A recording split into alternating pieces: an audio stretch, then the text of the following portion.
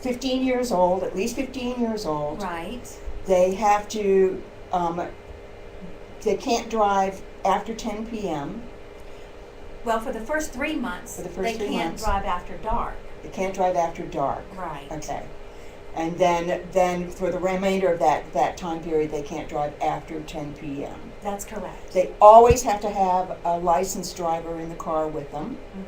Exactly. And anything else? Did I leave anything out? No, you didn't. Okay. But let me just say that they may choose to have that learner's license for longer than 1 year. Okay, is a minimum of 1 year. Okay. And a minimum age of 15. We're seeing more teens that are not getting learner's licenses until they're a little bit older than that. And again, they're going to have to hold it a minimum of 1 year unless they turn 18. Okay. We have another stage in our driving. There, that's why we're And here. that's our intermediate stage, which is on the next screen. You'll see that at the intermediate stage, once they have taken a driving test and passed the driving test, they will be issued an operator's license, which has certain restrictions on it. Now, the restrictions for a 16-year-old vary from a 17-year-old. For a 16-year-old, they can drive between 6 a.m. and 11 p.m. without that adult in the car. They can take the driving test at any license office, and we actually in Florida have tax collectors in many counties who now give the driving test. In some counties, it's still the Florida Department of Highway Safety and Motor Vehicles as the sole location for taking the test. And I'm going to go back a second. So, on their first stage, you said they also had to take a course. Did you say? Yes, And where do they go to take that course? that course can be taken in a number of places. They can take it online. You could just simply Google the name of the course, which is the 4-hour Substance Abuse and Traffic Safety Laws course. Or they can take the course in person, and there are a number of providers that have classroom courses where they can go to take the class. Now they've got their license. Now what? Okay, well, once they pass the 17-year-old time period and they turn 18, now there are no driving restrictions. That is a full operator's license. So now, Jillian, this is contradictory to what we used to have at age 16. I remember when I was a 16-year-old driver, at 16, I could drive alone. So the law now is there are times for 16-year-old and 17-year-olds that you, at 16 and 17, you're not free to roam anymore. It's up until you're 18. Is that correct? Right, after that time period at night, which we just went over, 11 p.m. for 17 or 1 a.m., for 16, or 1 a.m. for 17, then you cannot be driving around with your friends in the car. You're 18 years old, and now comes the scary part. So, and one of the dangers that we all face with our teens is impaired driving. So Danielle, tell us a little bit about what is impaired driving and what are the statistics like? Well, just in speaking about teen drivers as a whole, I mean, these are our young people who have never had the experience of driving before, have never had this level of responsibility before, and we're asking them to learn these skills, have this awareness, understand the laws, plus maintain control of the vehicle while riding down the road. Just as an interesting statistic, driving is the most dangerous activity for anyone under the age of 25. So driving for this age group is actually more dangerous than the next 3 causes of death combined. That's amazing. Say that again, because that's an amazing statistic. Driving for anyone under 25 is more dangerous than the next 3 causes of death combined. So just thinking of this as a whole, your children are more in danger of being in a fatality by driving a car. So, parents, all the more reason to educate them on skills and awareness every day. So when we're talking about impaired driving, number one, Florida law says it is illegal for anyone under the age of 21 to consume alcohol.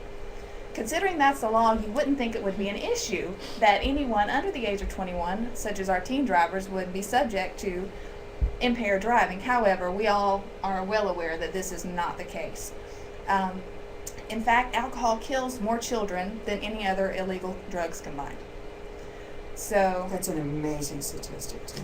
yes, and unfortunately over 5,000 people under the age of 21 die as a result of underage drinking annually. When we talk about the definition of driving under the influence, driving under the influence means that you have proved impairment of normal faculties, and that's proven by either an unlawful blood alcohol breath test or just the physical appearance of impairment. Now, driving under the influence doesn't necessarily mean cars in gear and driving down the road. Under the implied consent law, if you actually have possession, it's called physical control of the vehicle, you are responsible for your condition while behind the wheel. So another thing to note, okay, your teen makes the choice to consume some alcohol, and they get behind the wheel and they have enough judgment to say, I'm impaired and I need not drive any further. They pull off the side of the road and they choose to sleep it off. Okay, they're sitting on the side of the road, or they pulled into a parking lot, and so law enforcement comes by to check out the situation, what's going on. Officer, I'm just parked, I'm tired, what have you. Sir or ma'am, have you been drinking tonight? They may or may not be able to prove that just by the way they smell or what have you, but should it be proved later on that even though they're not moving, even though they are parked, if they are impaired by alcohol, they are again subject to driving under the influence. Now keep in mind that for teen drivers or any driver under 21, that BAC level is not 0.08, it is actually 0.02. Now, considering the law says you shouldn't consume alcohol, why would we have that level of 0.02? Understanding that alcohol is not necessarily what you drink. It can be found in medication or something that you're taking that would cause those levels to be elevated. Like NyQuil or something like that. Correct. Anything with an alcohol-based type medication or so forth. So that could cause a slightly elevated level of blood alcohol concentration. However, it would not necessarily induce impairment. So for teens, that level is 0.02 as compared to the law for anyone over 21, which is 0.08. Mm-hmm. So say your teen chooses to make this decision, or actually anyone under 21 chooses to make this decision, and they are convicted with, or they're proven to have a blood alcohol concentration of over 0.2. They receive an automatic administrative suspension of their license for 6 months. In order to relinquish that suspension, they must make a court appearance and request to have that license restored to them. Now, if they are under an operator's license, they may have the opportunity to request a hardship license where they can travel to and from work or to and from school only. However, that is up to the judge or the administrative hearing officer at the time to determine whether that is a feasible solution for that particular offense. I wanted to point out that for our young drivers, for every fatal crash that involves young drivers, 1 out of 4 of those crashes also involved alcohol. So a quarter of the fatality rate as far as crashes go for young drivers, alcohol was involved. Again, further putting that statistic out there that impaired driving is a significant risk for young drivers. By taking physical control of the vehicle, you are subject to implied consent. By taking control of the vehicle, you are subject to an alcohol testing. Should you refuse, you are automatically suspended for 12 months. Now, we saw in the previous slide that if you blow over 0.02, it's an administrative suspension of 6 months. So by refusing, you're automatically adding an additional 6 months suspension to your license. Should you be so inebriated that you choose to refuse a second time, then that would be an additional suspension for 18 months. On average, $15,000 is the average cost for the DUI arrest. On our next slide, we talk about some additional consequences for things such as ignition interlock or extended suspensions and incarcerations. Ignition interlock is an actual device that is installed into your vehicle that prevents the ignition from turning on without you actually blowing into that breath test apparatus to regulate your breath test level at that point. So basically you're doing a sobriety test every time you get in the car. Now there's a cost involved with the installation of this equipment and also a monthly maintenance fee associated with this equipment. So, should you be subject to an ignition interlock outside of the court fees, outside of the license reinstatement fees, outside of your attorney fees, you may have to pay this monthly ignition interlock fees. Should your offense be so heinous, the judge may agree to extend your suspension longer than the 12 or 18 months or 6 months as we described in the previous slides. Should you kill someone or injure someone significantly or cause significant property damage to an absorbent level, you could also be subject to incarceration. And what about tobacco then? Oh, as another thing to mention, the law for driving for our teens, law prevents tobacco use in anyone under the age of 18.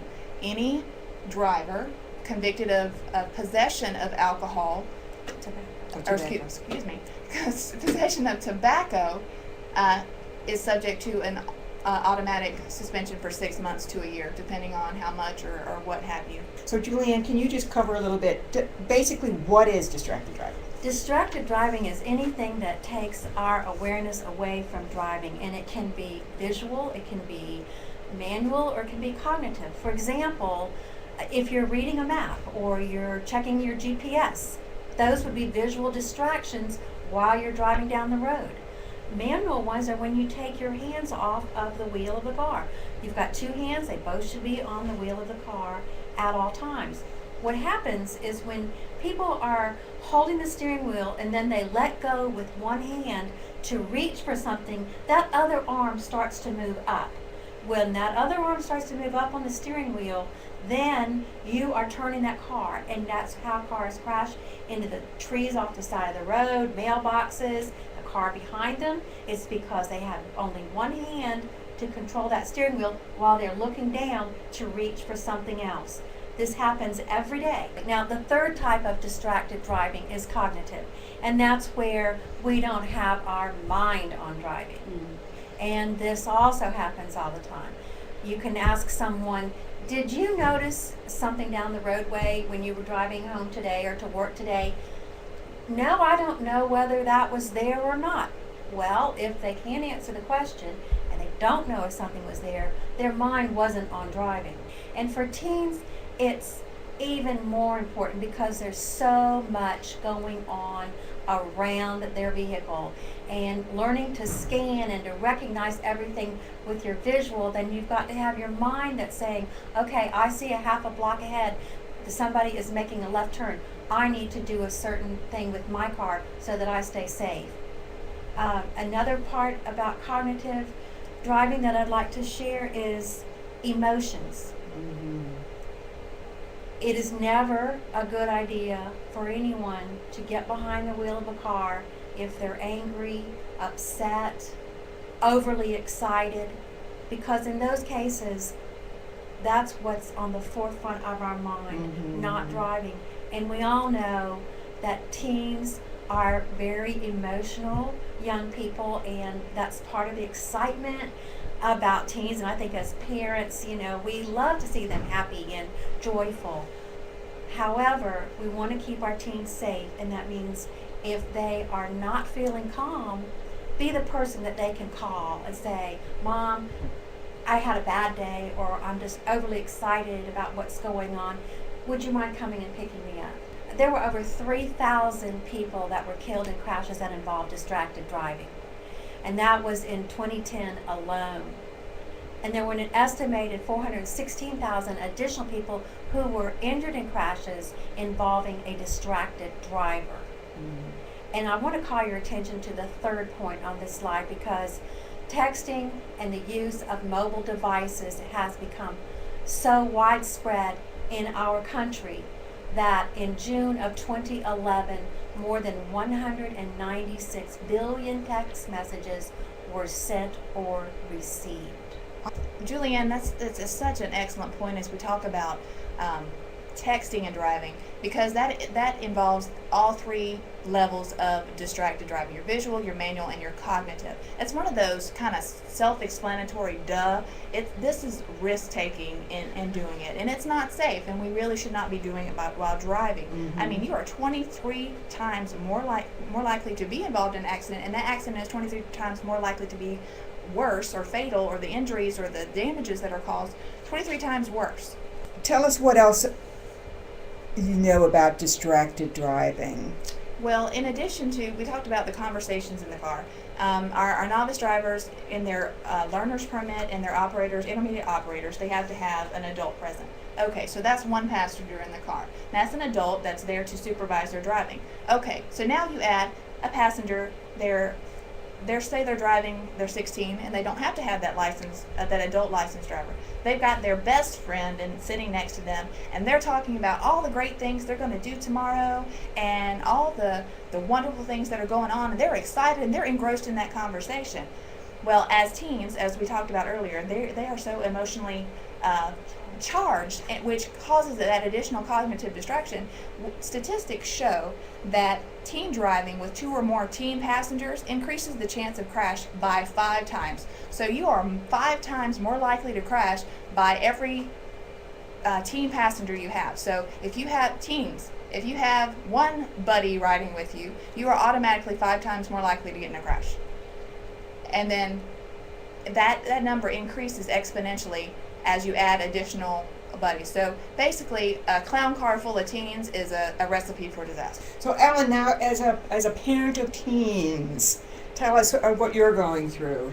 Well, I am a parent of teens. That's my most important job. I also work at the Department of Children and Families in substance abuse prevention. So I try to bring some of those messages home to my teens. I have a 16-year-old son who's a relatively new driver, and then an 18-year-old daughter who is a freshman in college.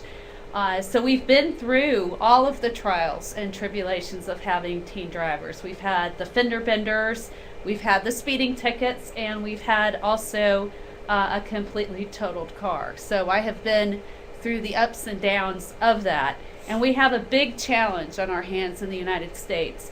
We give our kids cars when they're younger than in all other countries. 16 is a very young age, and I was surprised to learn that 16-year-olds are 3 times more likely to have an accident than other age groups. So we know that in the amount of insurance we pay, Yeah. But seeing that And statistics, research shows is that those first, 2 or 3 months after your license, that's when you're the most likely to have a crash. Yes, absolutely. And really, they're not experienced until they have well over 1,000 miles of driving experience, and that takes a long time. And I also find that with both of my children, but maybe more my son, they do feel invincible. They are teenagers. It's never going to happen to me. They don't understand the consequences and risks. And I also heard from them that, accidents are no big deal. Everybody has them. Mm-hmm. So they're desensitized. Because of the statistics that we've shared, teens do have a lot of accidents. So they regard them as maybe not a big deal. So they really don't understand consequences very well, from my own experience, what I've been able to find. But there are things that parents can do. I mean, we've learned today about the laws in Florida, which I think are very solid and give parents the tools that they need to work with their teen drivers. We are driving role models that we have to be aware, as in all of our behaviors, that they have been observing us drive for many, many years. So how we behave in the car is important. Are we driving distracted? Are we using our cell phones? Are we speeding? So we really have to take some responsibility in that arena.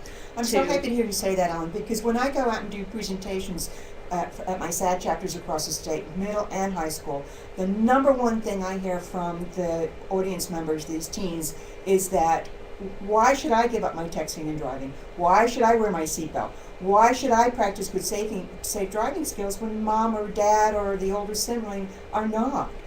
And maybe a way to have that conversation is to make a driving contract with your teen, and we've provided you a link to just one of many. This one is from the Center for Disease Control, and I found it particularly good in terms of comprehensive, but perhaps that contract could be used as a conversation, that if I'm having my teens sign that they shouldn't be texting, then maybe they would feel the opportunity to ask well, why do you get to text if I'm not being allowed to text? So that's one of the practical things that I think that we can encourage parents to do, and I think it's very powerful. I wish that I had done it with my teens. I just wasn't aware of it. So this kind of webinar would have helped me. And then lastly, I just want to remind people that, the holidays are upon us, parties are upon us, and that remember in Florida, as we said earlier on this webinar, that we have a zero tolerance for underage drinking and driving law. So please do not serve your teen a glass of champagne on New Year's Eve, and particularly if she's going out to a party afterwards. And let's collectively work as parents to have a safe holiday season. And parents, you play your part in making sure that your child is safe and our communities are safe. I thank you, ladies, so much for being here and for being part of this panel discussion. All of us, we've shared our email addresses with you on the slide presentation, so if after this webinar is concluded you would like to ask us individually some questions, we're happy to do that. Well, thank you all. Thank you to all the panelists. I think it's just wonderful information. None of us should be on the road driving because we're all stressed out, we're all distracted, we're not paying attention, trying to focus. The cell phone has certainly made us all distracted. We're distracted in meetings. We have a lot of difficulty being present.